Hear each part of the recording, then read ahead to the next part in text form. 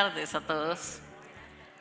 Qué presentación, y yo espero poder realmente responder a esa presentación tan hermosa, a esa introducción que ha hecho Lita. Desde hace muchos años visito la Argentina y me acuerdo la primera vez que llegué acá, lo primero que me dijeron, prepárate, porque los argentinos le cambian el nombre a todo. Lo que nunca me dijeron era que también se lo cambian a las ponencias que tú das. Este es el título de mi ponencia, que no aparece en el programa.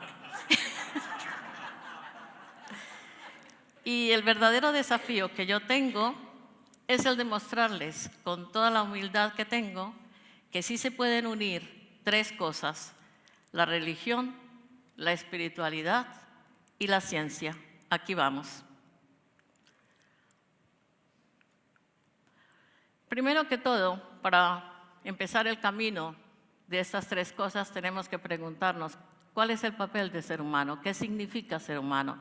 Y podemos pasar el resto de nuestra vida contestando esa pregunta.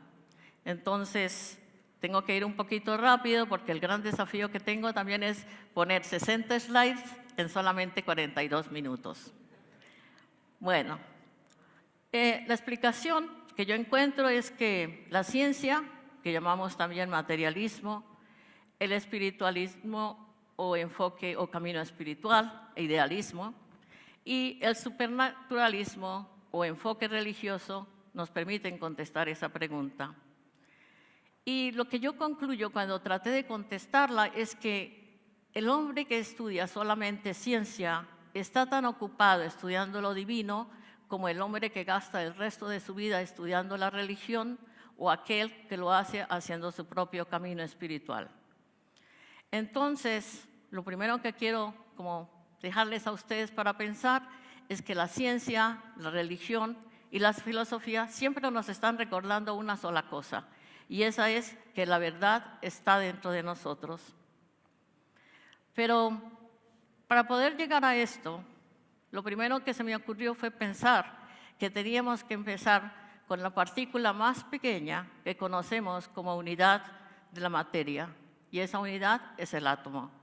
Entonces voy a hablarles un poquitito, a ver si podemos empezar y aceptar que empieza con el átomo. Ahora, yo enseño en la universidad una materia que casi no le gusta a los estudiantes, que es la evolución. ¿Por qué no les gusta? Porque algunas veces ellos sienten el desafío que tienen que cambiar sus propias creencias, su propia manera de pensar, desde lo que ellos piensan que es ser humano, pero mi tarea es más bien orientarlos y confirmarlos en lo que ellos van conociendo. Desde el punto de vista evolutivo, biológico, nosotros lo primero que tenemos que aprender es que la evolución es un fenómeno que se da, pero no se da en el individuo, se da en la población, en el grupo de individuos. Y la otra cosa es que es un cambio generacional. Una generación que sigue a la otra conlleva consigo cambios que nosotros al final vamos a denominar que es un proceso evolutivo. Y la otra cosa que es muy importante agregar acá es que la evolución se da solamente cuando el medio ambiente cambia. Si el medio ambiente no cambia, la evolución no tiene sentido. Eso es desde el punto de vista biológico. Ahora, desde el punto de vista de la materia, yo quiero hablarles un poquito y decirles que en cierta manera el comportamiento de los átomos nos permite reconocer que hay en ellos una conciencia, que hay en ellos un diseño y que ese diseño permite el cambio en la materia, y ese cambio en la materia más tarde se va a traducir en un propósito, en la forma de pensar del ser humano. Entonces, lo que me gusta enfatizar acá es que los átomos reaccionan unos con otros, pero tienen siempre un diseño en esa reacción. No lo hacen al azar. Hay ciertos átomos que buscan unirse a otros en una manera específica, buscando un balanceo, una neutralidad, y así crean la materia. Entonces, esto se observó desde hace mucho tiempo. Thomas Edison decía: no creo que la materia es inerte, sino más bien que sobre ella actúa una fuerza externa. Para mí, que cada átomo posee una cierta cantidad de inteligencia primitiva, y yo hoy también lo pienso así. Ahora, hay muchas maneras de reconocer esta inteligencia primitiva o más evolucionada, si queremos decir. Primero, observando la naturaleza. Todo tiene un orden, todo tiene un propósito. Es también en el poder de la mente que podemos cambiar, que podemos transformar. Y los mamos son los chamanes de una tribu arhuaca en Colombia, con quien yo tengo el privilegio de trabajar y caminar mano a mano con ellos. Ellos hablan de algo que denominan la ley de origen. Y la ley de origen dice: todo en la naturaleza, todo cuanto existe tiene un propósito, un diseño que nosotros tenemos que respetar.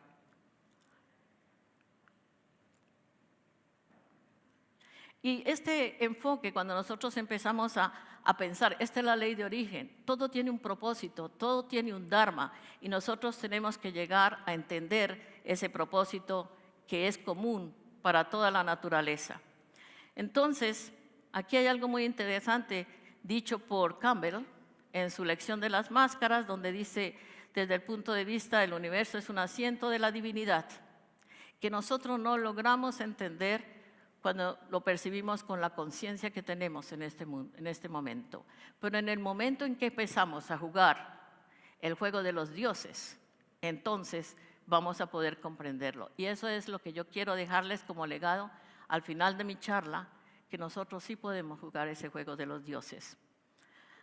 Ahora, ¿qué es la evolución? Es un proceso que significa desplegarse, abrirse, caminar desde adentro, desarrollarnos desde adentro. Y es constante, es creciente y, como les decía, corresponde siempre a un cambio del medio ambiente. Aquí hay un pequeño paradigma que quisiera cambiar con respecto a lo que hablaba nuestro amigo anteriormente de la competencia. Esa fue la interpretación que le dieron al concepto de Darwin. Pero en realidad lo que Darwin quiso demostrar es que los seres vivos se adaptan al medio ambiente y por eso cambian. Y la última cosa que ellos quieren hacer es competir, pero nos lo enseñaron en la escuela anteriormente como la ley de la ley del más poderoso. Bueno, entonces vamos en este proceso de que la evolución ocurre en toda la vida, va fusionando unidades y va manifestándose en un conglomerado de diferentes organismos que siguen ese proceso de cambio, adaptación al medio ambiente, que de pronto vamos a denominar como un total naturaleza o Dios, y que ese agregado, esa naturaleza, nos va a demostrar que hay diferentes estados de conciencia.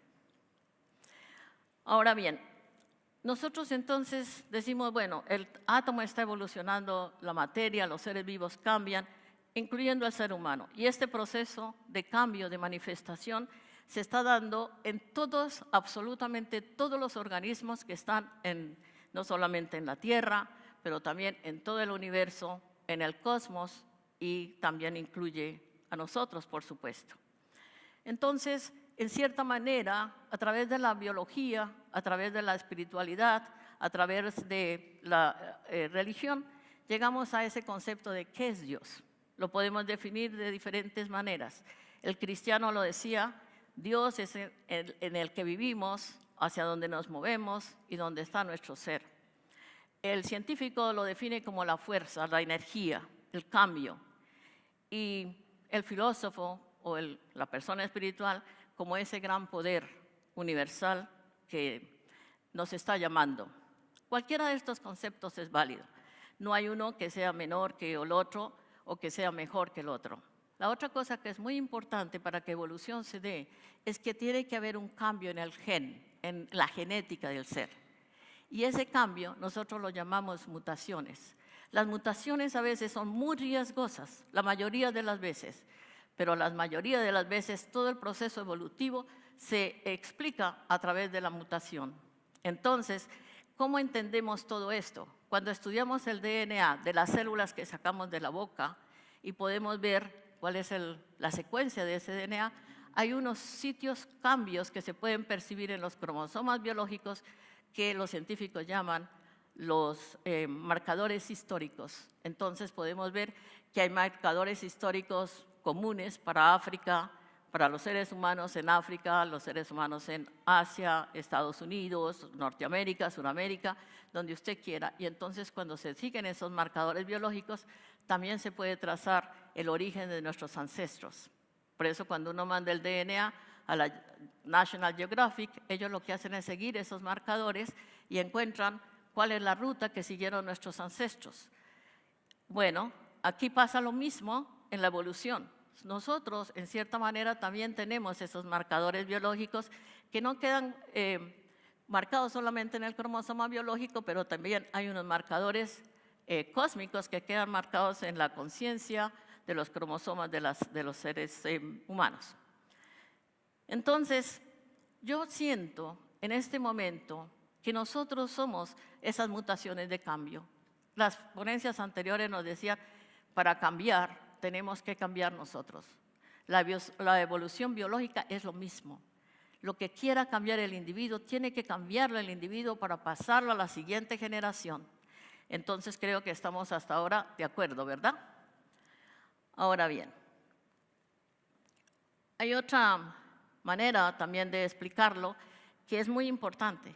Aquí no es una competencia de quién es el ganador, sino que cada organismo hace su camino de evolución y ese camino es respetado por absolutamente todos los otros organismos. Un ejemplo, decimos a veces, las bacterias son más primitivas que los organismos unicelulares. Los animales son más evolucionados que las plantas. El ser humano es el super ser evolucionado de este planeta. Eso es un poco inválido. Todos tienen un camino evolutivo y todo este camino evolutivo está siendo respetado por absolutamente todos los otros organismos y nunca se compara a dónde vamos. Es como un peregrinaje donde cada uno hace su proceso con lo que tiene y con lo que puede. Entonces es muy hermoso verlo de esa manera, no como competencia. Y de nuevo, en este camino evolutivo, en un momento dado, en biología hablando, la ciencia pierde ese sentido de unidad. Ya no es más importante cómo yo trabajo, porque empieza a unirse con el ser multicelular. Y entonces pierde un poco su dharma, su karma, su egocentrismo, para empezar a trabajar hacia algo que nosotros conocemos mejor como dharma. ¿Qué es lo que es bueno para la especie? ¿Qué es lo que es bueno para la colectividad? Entonces es empezar a desplegarnos un poco de este egocentrismo y movernos hacia el ecocentrismo. Entonces, realmente esto es lo que está pasando en ese proceso evolutivo. Es tan válido a nivel del átomo, del químico, como del corazón del hombre, como del planeta, como del cosmos. Entonces es un proceso universal. Ahora, ¿dónde puedo yo mostrarles a ustedes que esto es cierto? ¿Dónde está esa prueba? Se la puedo dar estudiando en la biblioteca de la vida. La biología es la primera respuesta. En la alquimia habla de que el fuego, el aire y el agua representaban los elementos con que el creador creó lo que existe. Y también en las tradiciones de los pueblos originales, como mis amigos los arhuacos, a través de ellos he podido entender muchas cosas y ver que realmente la ciencia que nosotros conocemos, la ciencia pragmática con la ciencia que ellos conocen, van mano a mano. Y posiblemente, bueno, también en la ciencia. Ahora, aquí en esta tabla periódica solamente para recordarles que todo el cosmos, todo lo que conocemos, está hecho de algunos de estos 118 elementos que están presentados en la tabla periódica. Le voy a mostrar, se me olvida que no estoy en el salón de clase. Pero son los 118 elementos que están acá y que son ellos los que constituyen todo lo que nosotros conocemos. No hay más, eso es todo. Ahora, la vida está siendo manejada por 4 elementos, pero bueno, siguiendo mi charla, le voy a decir, bueno, vamos a verlo entonces desde el punto de vista de la trilogía que dice que la creación empezó con el fuego, y el fuego se equipara con el masculino, es el que da. El agua es el que recibe, entonces se le da el calificativo de lo femenino. y el aire está entre los dos, entonces se hace neutral. Y bueno, la Cábala dice, con el aliento Él creó el mundo. Ahora, el aliento, el aire, ¿qué es el aire? ¿Cuál es el elemento que está más común en el aire? El nitrógeno. Nosotros diríamos, no, eso es el oxígeno, porque nosotros lo necesitamos. Pero no es el oxígeno, el elemento más abundante en el aire es el nitrógeno. Lo vamos a poner con el aire versus nitrógeno. El agua, el elemento que es más pesado, es el oxígeno. Y para el fuego es el sol. ¿Por qué el agua con el oxígeno? Bueno, el agua con el oxígeno porque allí ese es el elemento más pesado de los dos. Y el fuego es el sol. El elemento más común en el sol es el hidrógeno que se está fusionando constantemente y ahí nace el calor.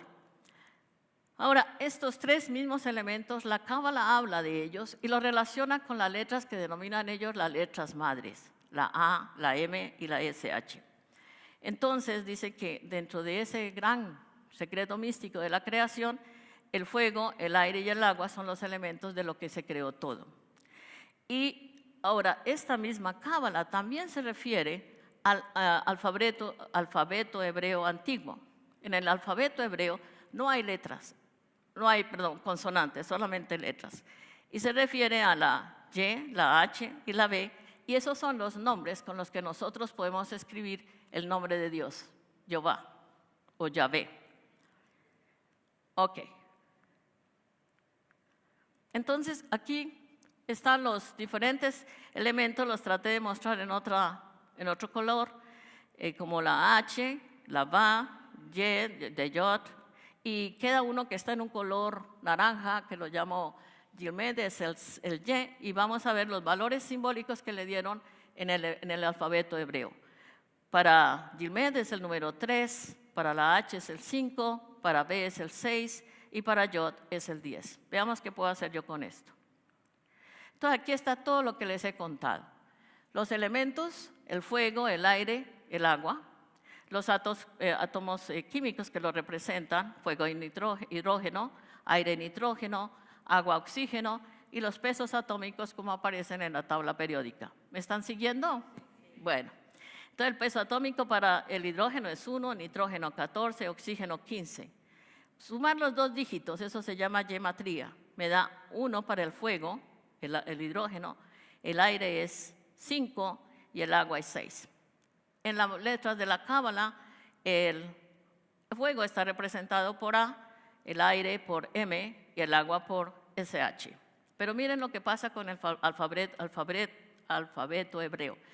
Se representan los mismos números que estoy usando, 1, 5 y 6 de los pesos atómicos representan el 1 la Y, el 6 la H y el 5 la H y el 6 la B. Entonces, lo que nosotros vamos a ver, que de acuerdo con esto, los tres elementos, como yo lo había dicho, aire, fuego y agua, son el centro, la materia que fue creada por este creador. Y cuando nosotros enseñamos biología, lo primero que el estudiante aprende en nuestro salón de clase es que los seres vivos están compuestos por solamente estos elementos que tengo allí: carbono, hidrógeno, nitrógeno y fósforo. Tengo carbono aparte y fósforo aparte, pero los otros dos ustedes ya lo pueden correlacionar con lo que estamos hablando. Ahora, la otra cosa que es muy importante que quiero mencionar y enfatizar es que cuando vemos el hidrógeno, el oxígeno y el nitrógeno, nos damos cuenta de que estos tres gases están presentes en todo nuestro entorno, pero son inoloros y son invisibles, no los podemos sentir. Bueno, cuando hablamos de Dios, Dios es invisible, no lo podemos ver. ¿Ok?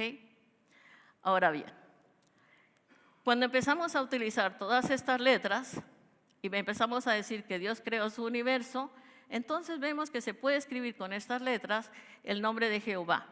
Pero la otra cosa también muy interesante es que cuando unimos los números 1, 5 y 6, que son del hidrógeno, el nitrógeno y el oxígeno, más las letras que vimos del alfabeto hebreo, eso me da 12.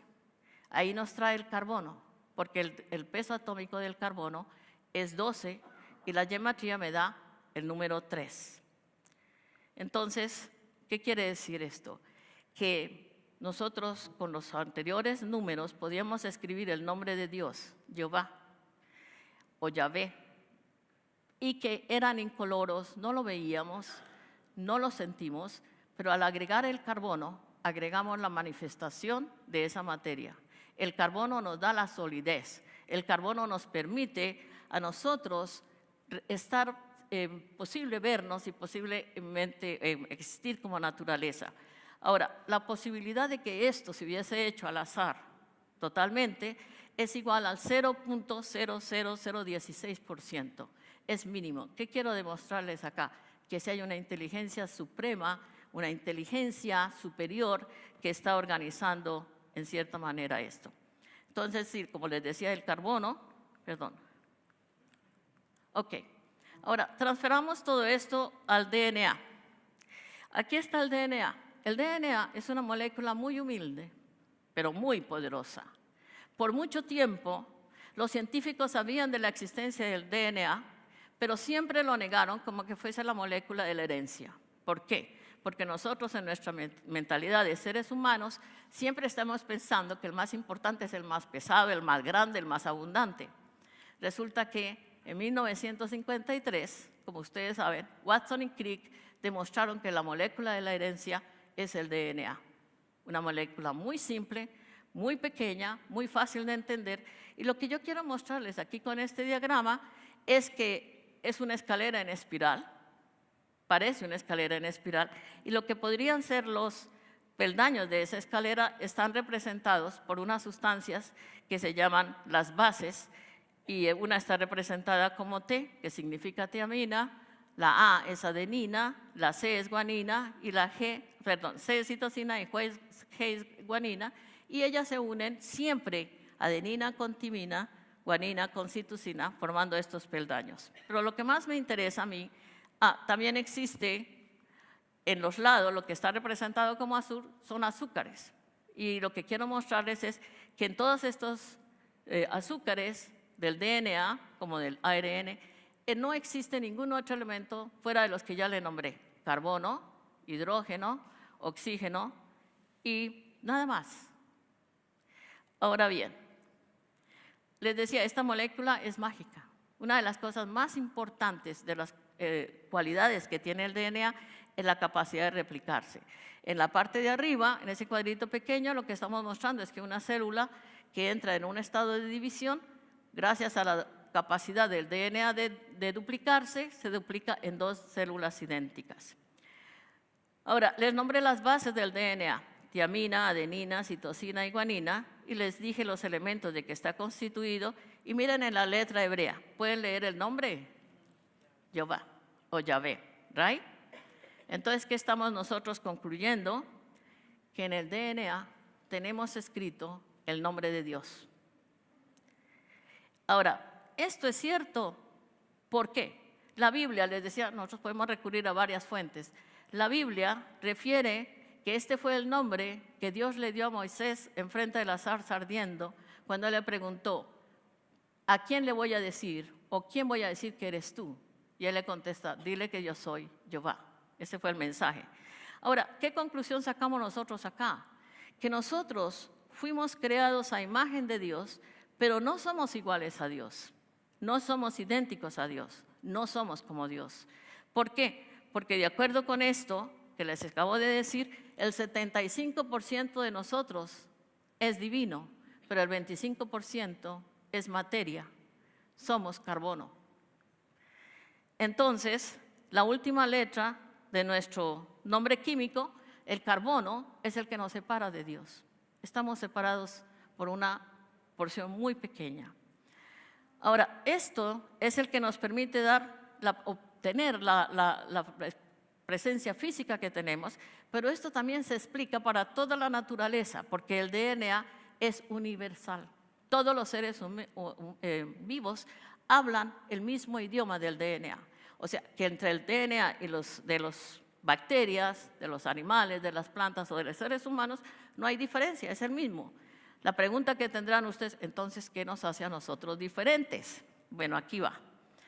Otra vez, en la versión de los hebreos, hay una versión corta, un nombre corto, de decir Jehová, cuando se escribe con YH, significa el Eterno. Entonces, el nombre de Dios es Jehová, pero el nombre del hombre es similar a Jehová, pero significa Dios es el Eterno. Y ahora vamos a ver qué quiere decir BG. BG quiere decir dentro del cuerpo.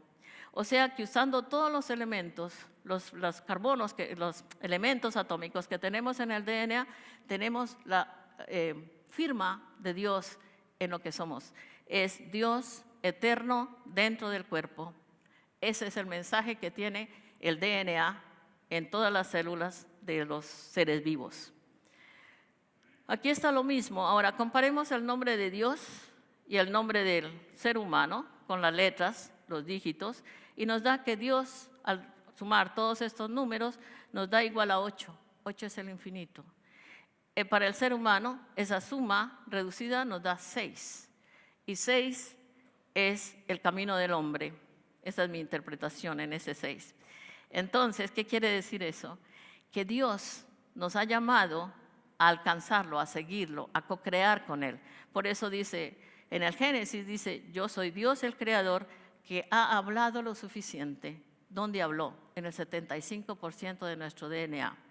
Dice, camina en mi presencia y llega a ser perfecto. Es complementar ese 6 al 2.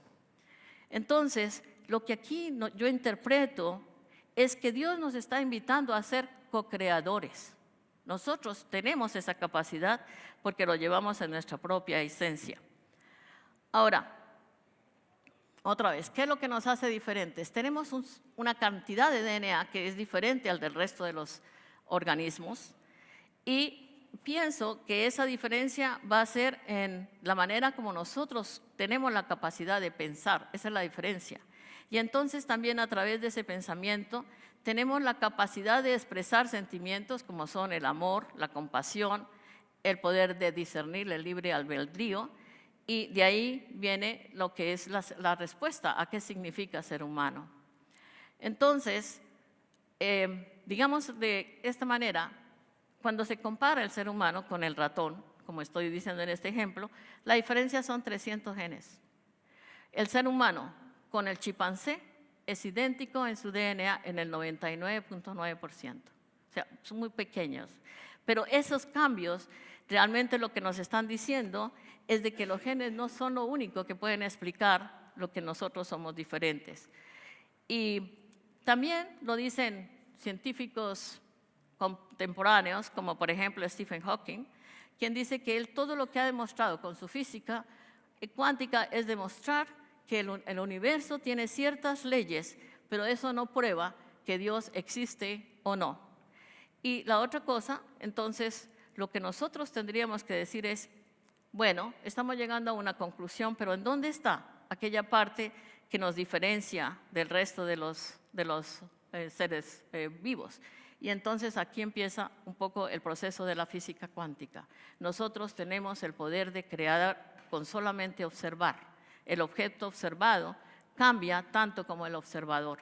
Y algunas de las cosas, de los conceptos que en física cuántica se están encontrando hoy, los científicos no saben cómo llamarlo. Están usando la mente de Dios, mente de la naturaleza, el holograma cuántico, la partícula de Dios. O sea, ya ellos también están en cierta manera haciendo una similitud con lo que es Dios. ¿Cuáles son las 4 propiedades, digamos así, que nos separan del resto de los seres humanos? Es el poder de los seres vivos, perdón, es el poder de hablar, es el intelecto, es la capacidad de caminar erectos. No hay otra especie que camine erecto en 2 pies como nosotros, y también la mirada, porque con la mirada nosotros podemos co-crear. El poder del habla, porque nosotros podemos compartir, transmitir, recibir, es crear el mundo alrededor de nosotros y crear esta sociedad que nosotros tenemos hoy. La otra cosa que también, recuerdo los mamás cuando hablan de la palabra, dicen la palabra tiene una vibración, la palabra tiene un poder de crear o de destruir, así que ustedes tienen que ser muy cuidadosos cuando ustedes dicen algo, aún acerca de ustedes mismos. Cuidado cómo ustedes usan la palabra, esa es la lección que siempre los mamás me están diciendo. No hables nada negativo, porque lo estás atrayendo. Entonces, en cierta manera, nosotros con el poder de la palabra estamos creando una vibración con la cual estamos cambiando el mundo. Y la otra cosa también, el intelecto nos permite tomar decisiones, el crear cambios y el libre albedrío. Ahora, el caminar erecto es una simbología, nos libera las manos para hacer, para cambiar, para transformar. En cierta manera es como una metáfora que puedo traer acá.